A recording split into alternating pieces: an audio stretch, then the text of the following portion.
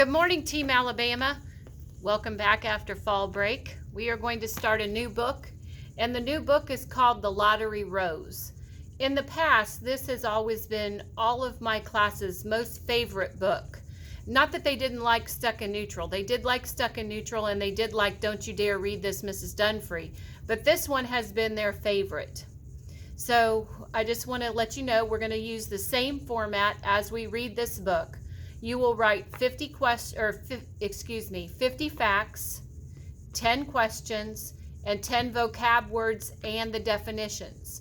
You need to number all of those. You need to send them to me as a Google Doc with your name at the top and the period, like always. But that's how we're going to do this as well. So I'm going to start by reading the back of the book to you. You'll love this book. Now, it's hard at times because there's a lot of things that this young little kid goes through, and you'll feel sorry for him, and there's some pretty strong abuse that happens. So just to give you a heads up, it's a hard read, but it is one of my kids and one of my classes the last few years, probably the last 3 or 4, that they'll say this is their favorite book. So, The Lottery Rose. Who said growing up would be easy? Abused by his mother and her boyfriend, Georgie Burgess learns to hide his hurt. He withdraws into a safe and secret world of beautiful gardens filled with roses, just like those in the library book he treasures. When Georgie wins a small rose bush in a grocery store lottery, he gives it all the love and caring he has never had. Georgie's life begins to open up for him when the courts send him to a home for boys where he will be safe. Slowly and not without pain, Georgie learns to give and to receive love. That's The Lottery Rose. And The Lottery Rose is written by Irene Hunt. Okay, page 1, chapter 1. He bent over the book of his desk, hunching his shoulder blades together so that the partially healed cuts on his back would not be stretched apart, carefully keeping his shirt away from the raw wounds underneath, where even the slightest friction caused a burning pain. Friction might be a word you want to add. He was 7.5 years old, and although he had been in the first grade for almost 2 years, he had not yet learned to read. The open book on his desk, however, was the one thing in the school that he loved, and on 2 occasions he had tried to steal it. Okay, we've learned a whole bunch of new information right here. So let's add those as facts. Georgie Burgess is our main character. He's in the first grade 2 times for 2 years. He's been in the first grade twice. He has not learned how to read. He has cuts on his back that aren't healed up. He loves a book that from the library, and he's tried to steal it twice. Okay.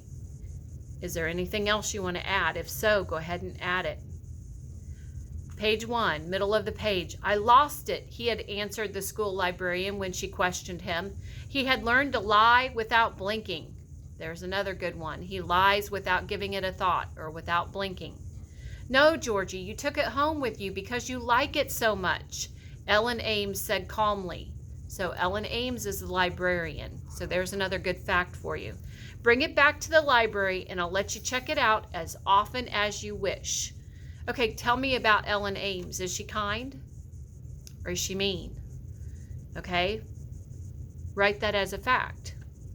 One of our rules is that a book can only be checked out for 2 weeks, but since this book means so much to you, she did not finish her sentence. Georgie knew that Miss Ames was one of the few people in school who liked him. Okay, so not a lot of people like Georgie. The book was made up of page after page of brightly colored flowers, many of which Georgie recognized because sometimes Miss Ames sat beside him in the library and helped him pronounce the names of the different flowers. There were bushes full of red hibiscus blooms and golden almanda, which reminded Georgie of the little faces peeping from the glossy leaves around them. There was bright ixoria hedge after hedge, full of orange clusters, seeming not to mind the heat of the Florida sunlight in the least, and there were masses of tangled carissa holding up tiny white blooms which looked, Miss Ames told him, a good deal like the snowflakes that she had once seen flying down from the sky when she lived in a strange place called Up North. Okay, so we just learned a little bit more about the setting. The setting is where the story takes place. Can you tell me where this story takes place? It is in Florida, okay, and in a school area. There were pictures of gardens too, where flowers and trees grew everywhere, and the colors were so many that they seemed to run together until Georgie's head spun as he tried to count the many different ones which the artist's brush had spread out over the page.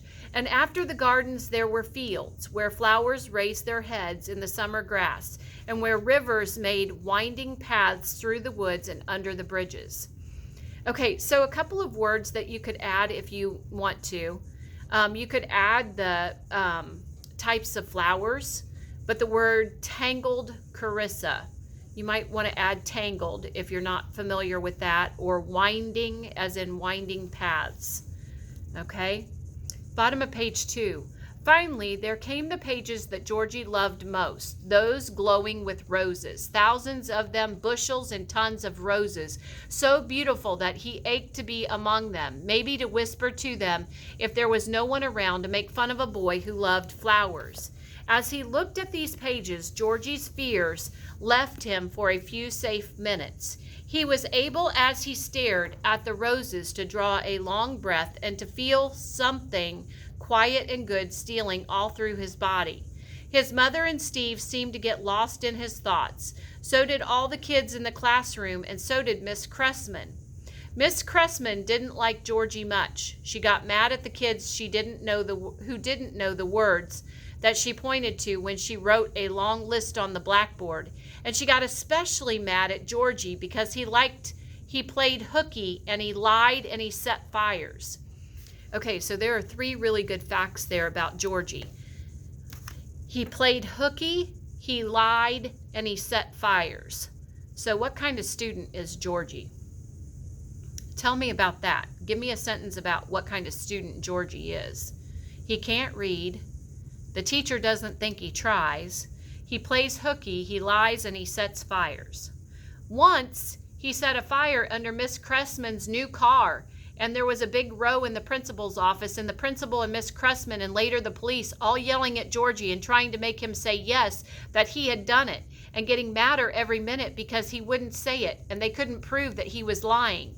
After that day, Georgie got so mean that Miss Cressman moved his desk away to the back of the room where he didn't bother the other kids, and sometimes the whole day would go by when she wouldn't say a word to him or even try to make him learn to read. On those days, he could look at that book for hour after hour and love the pictures of flowers and feel safe. So his favorite book is the Book of Roses. He set a fire to his teacher's car, and they tried to convince him to rat on himself, and he wouldn't. Okay? Page 4. One day, though, when the class had kind of a game instead of work, Georgie closed his book and listened to what the others were saying. Miss Cressman asked all the children to think of something they liked best and then to talk about it to the others. And she asked one kid after another, and sometimes she even laughed a little at the things they said. She might have skipped Georgie altogether as she pointed around the room, but one girl said, "Miss Cressman, you forgot to ask Georgie what he likes." And so Miss Cressman asked him, as she did the others. There had been all kinds of answers about the things that kids liked best, and one of them thought the smell of gasoline was nice, and one girl thought the feel of kitten's fur was the best thing that she knew, and someone liked the sound of an air conditioner whirring away on a hot night, and one boy said his favorite thing was the taste of beer left in glasses after his parents and their friends had finished a card game. Georgie was afraid to answer when Miss Cressman pointed to him, but he did. And after a few seconds and in a very low voice, while he stared down at the desk, "I like flowers," he said, blushing because he guessed that mean people were not supposed to like things that were nice. And then when the kids saw him blush, they giggled the way they always did when he couldn't read the primer stories or say the words Miss Cressman wrote on the board. Georgie put his head down on his desk, and he tried to drown out the sound of the giggles by holding his hands against his ears. He wished that Miss Cressman would say, "You mustn't laugh at Georgie," the way that she told them that they mustn't laugh at Alfie when he stuttered. But she didn't. She didn't care if they laughed at him because he was dumb and mean and set a fire under a car. He didn't care whether Miss Cressman liked him or not. But strangely, a small sigh forced itself up from his chest, and Georgie raised his head and looked at her. He was scarred by a deep burn on the left side of his head, which had left him partly bald, with a crumpled ear and a streak that looked like fire running down the back of his neck. He didn't remember getting that burn. It had happened when he was still a baby. His mother told him about the scar and the crumpled ear once when she had finished drinking all the whiskey from her last bottle on the shelf and was angry because there wasn't any more. It was when her whiskey was gone that Rennie Burgess hated her child the most. Okay, so there's another couple good facts. Rennie Burgess is Georgie's mom, and she likes to drink whiskey. And she gets really mean when her whiskey's not there. And Georgie was burned as a baby, and Miss Cressman doesn't stop the kids from making fun of him. And Alfie in Georgie's class stutters. Okay? Anything else you want to add? Go ahead and add those facts now. What are some questions that you have in your mind? How did Georgie get burned? Why does mom hate him? Is mom an alcoholic? Who keeps hurting Georgie? Why does mom allow it? Does Georgie ever learn how to read? What else? What other questions do you have? So think about the things that we know that are new, and add those as your facts, and think about the things that you are wondering about or that you want to know. Okay, bottom of page 5.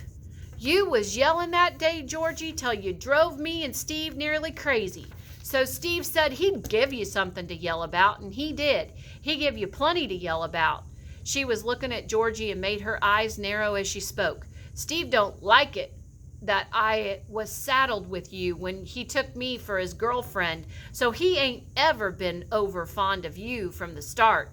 You and Steve ain't ever going to be close friends, Georgie. And she began laughing loudly at that, and Georgie ran from her, rushing down the back stairs and hunting a hiding place among the garbage cans in the alley where he could sleep that night. So Georgie sleeps in between the trash cans in the alley to hide from Steve, and Steve and Mom are the ones who are mean to him.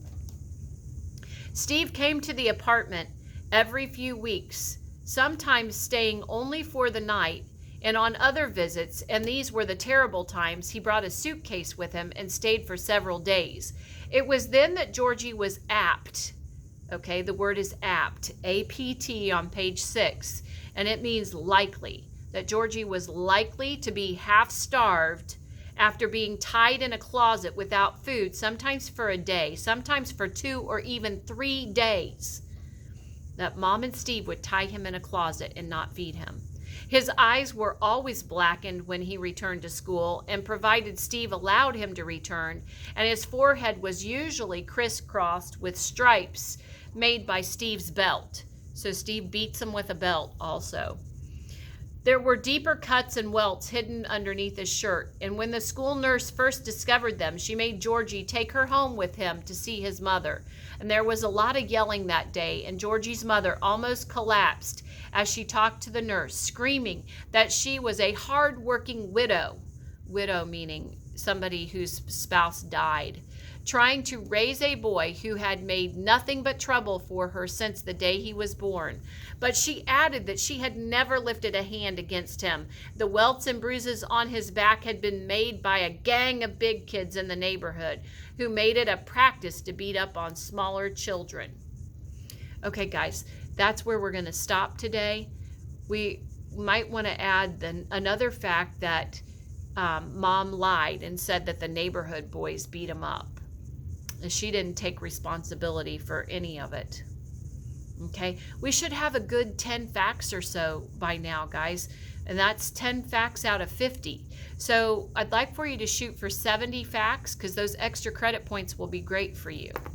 Okay, Team Alabama, you have your Google Docs started. You have lottery rows at the top of it with your name and your period, and you've started numbering your facts. And then you've also started your vocab, and the word on page 6 is apt. And it means likely. So put the definition with it. And hopefully you started some questions too. Have a great rest of your day. See you tomorrow.